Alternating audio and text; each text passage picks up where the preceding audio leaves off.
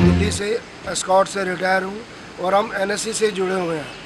हम सब समक्ष जितने भी उत्तराखंड, पंजाब, यूपी से सब आए हैं, दिल्ली से, फरीदाबाद से, सब इकट्ठे होकर सर हमारी मांग है सीबीडी से, सरकार से कि कृपा करके हमारी पेंशन पर जो है वो मिनिमम कम से कम 7,500 और प्लस उसमें डीए और मेडिकल सुविधा। इस समय हम सब सीनियर सिटीजन हैं और हम लोग मेडिकल सुविधा नहीं कर पा रहे क्योंकि बहुत महंगा है मेडिकल सुविधा, और हमारा पालन, अपने बच्चों का सब पालन पोषण करना बहुत मुश्किल है क्योंकि पेंशन हमारे मात्र 300 से लेकर 3,000, 3,500 तक पेंशन मिल रही है। उसमें क्या आदमी अपना और अपनी बीवी का कैसे गुजारा करेगा। हमारी सरकार से यही रिक्वेस्ट है, चाहे वो सुप्रीम कोर्ट का जो हमारे पक्ष में निर्णय आया था उसको बहाल किया जाए, केरला हाई कोर्ट ने हमारे पक्ष में दिया था उसको बहाल किया जाए। और आपसे यही रिक्वेस्ट है, प्रधानमंत्री से भी, श्री मोदी से भी हमारी 2 मीटिंग हुई है एनएससी के, और कमांडर राउत के नेतृत्व में हम ये सब कर रहे हैं। सीबीडी से आगे डिमांड रख रहे हैं कि पुरजोर से हमारी ये डिमांड जो सरकार के आगे रखी जाए और हमारी मांगे पूरी करी जाए कि हमें मिनिमम पेंशन 7,500 प्लस उसमें डीए, महंगाई भत्ता हो और महंगाई और ये जो मेडिकल सुविधा हो साथ में। जय एनएससी। बोलिए, आप मास्क हटाइए नीचे। मैं मदर डेयरी से रिटायर्ड हूँ। मास्क पहले पूरा हटाइए। मैं मदर डेयरी से रिटायर्ड हूँ। मैं एनएससी से जुड़ा हूँ। हमारी E95 की जो पेंशन है वो कम से कम 7,500 प्लस डीए मिलना चाहिए। हमें 2,000 पेंशन मिलती है, 2,000 में हमारा गुजारा नहीं होता है। हमारे प्रधानमंत्री नरेंद्र मोदी से भी हाथ जोड़ के विनती है कि कृपया हमारी पेंशन 7,500 प्लस करके किया जाए, क्योंकि हम सीनियर सिटीजन हैं। यही हमारी सरकार से यही हमारी मांग है। जय भारत, एनएससी जिंदाबाद। मैं डॉक्टर PN पाटिल, राष्ट्रीय संघर्ष समिति का प्रमुख सलाहकार हूँ। ये जो EPS 95 की स्कीम है, इसके लिए हम लोगों ने राष्ट्रीय संघर्ष समिति स्थापन की है और इसकी वजह यह है कि ये स्कीम में हमारे ज़िंदगी भर जो पैसे कटाए, ये पहले 417 रुपये कटाते थे, बाद में 541 रुपये और बाद में 1,250 रुपये महीना पैसा हमने कटाया ज़िंदगी भर। 30-35 साल के सर्विस में हमने हमारा पैसा इसलिए कटाया कि हमें रिटायर होने के बाद में हमारा पेंशन अच्छी तरह से मिले। स्कीम पहले शुरू में अच्छी थी, मगर बाद में 2008 में इसके जो प्रावधान थे गवर्नमेंट ने एक तरफी निकाल लिए।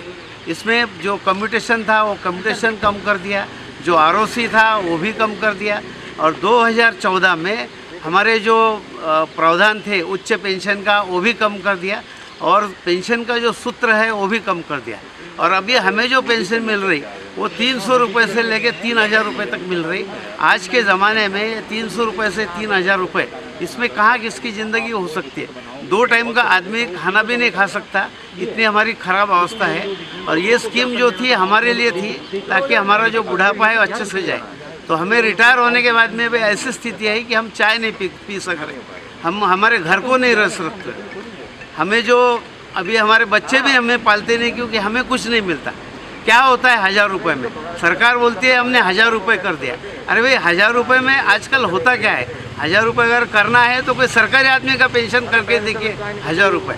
और हमें जो पेंशन देना है तो 2 आदमी को रिस्पेक्टेबल पेंशन दीजिए।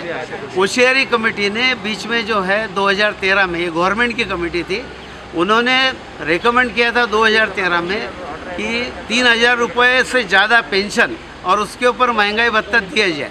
और अभी 2013 से 2021 चल रहा है, तो हमारी मांग ये है कि हमें 7,500 रुपये पेंशन और उसके ऊपर महंगाई भत्ता दिया जाए, ताकि रिटायर होने के बाद कोई भी 2 आदमी का जो है तो खाना पीना रहना एक रिस्पेक्टेबली हो सकता है। हमारी डिमांड कोई ज़्यादा नहीं है, तो इसमें पैसा भी EPFO के पास है। EPFO जो है झूठ मूठ जो फिगर्स है वो गवर्नमेंट को देती है, हमारे पास पैसा नहीं है ऐसा बोलती है गवर्नमेंट। EPFO के पास में 6 लाख कोटी फंड आज तक पड़ा हुआ है। इनके पास में हर साल जो है 90,000 कोटी रुपए कंट्रीब्यूशन आता है, और इसका जो ब्याज या रिटर्न्स आते हैं वो करीब 40 से 50,000 कोटी आते हैं। तो ये सिर्फ जो ब्याज आ रहा है या रिटर्न्स आ रहे हैं और जो कंट्रीब्यूशन आ रहा, उसमें हमारी ये पूरी मांग कर सकते हैं। फिर भी ये बोलते हमारे पास पैसे नहीं।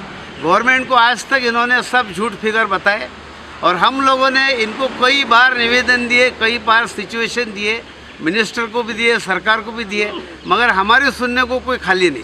गवर्नमेंट की कमेटी बैठती है, कमेटी को EPFO का अधिकारी जो है झूठ मूठ बता देते इनका पैसा नहीं है, मगर असल में हमारा पैसा है।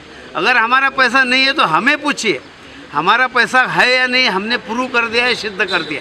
मिनिस्ट्री में हमने कई बार बताया कि हमारा इतना पैसा है, तो हम इन EPFO के पास में हमें पेंशन देने के लिए पैसा है और वो पैसा अगर उन्होंने हमें पेंशन के स्वरूप में दिया तो हम लोग उनका बहुत बहुत शुक्रिया अदा करेंगे, उनके धन्यवाद मानेंगे। हमारी आज की मांग यही है कि आज यहाँ CBT मीटिंग है, CBT के अध्यक्ष जी लेबर मिनिस्टर है और 7 CBT मिनिस्टर 7 CBT मेंबर्स हैं, तो वो लोग हमारी बात सुने और इसके ऊपर गौर कीजिए। धन्यवाद। जय हिंद, जय भारत।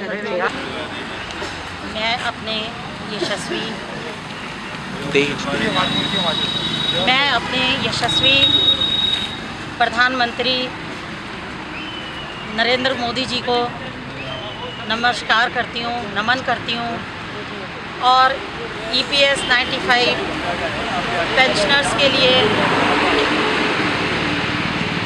अपनी बात कहना चाहती हूँ और 67 लाख पेंशन भोगियों में से मैं भी एक हूँ। एक अपनी व्यथा सुनाना चाहती हूँ कि सरकार हमारे लिए इतने टाइम से हम सरकार को रिक्वेस्ट करते आ रहे हैं। मन की बात की ऐप से भी हमने बहुत सारी बात कही है और कह चुके हैं, बहुत सारे लोगों ने भी ये बात वहाँ तक पहुँचाई है, मगर सरकार को हमारी व्यथा जानने के बाद भी सरकार हमारे लिए कुछ नहीं कर रही है।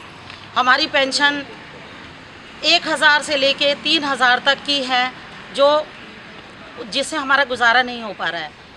ये हमारी सरकार भी जानती है बहुत अच्छे से कि आज की डेट में जो महंगाई चल रही है, आज की समस्या है जो सभी लोगों की, उससे हमारा गुजारा कैसे चलेगा। सिलेंडर के रेट देख लीजिए, 900 रुपये पहुँच गया है। दूध का खर्चा देख लीजिए, अगर आधा किलो दूध भी हम लेते हैं तो उससे हमारा गुजारा कैसे चल सकता है। बाकी सब्जियां हैं, फल हैं, हम क्या कर सकते हैं अपने बच्चों के लिए। पूरी ज़िंदगी हमारे परिवार के लिए पालने के लिए हमारे घर के मुखिया ने काम किया और उन्हें आज क्या मिला।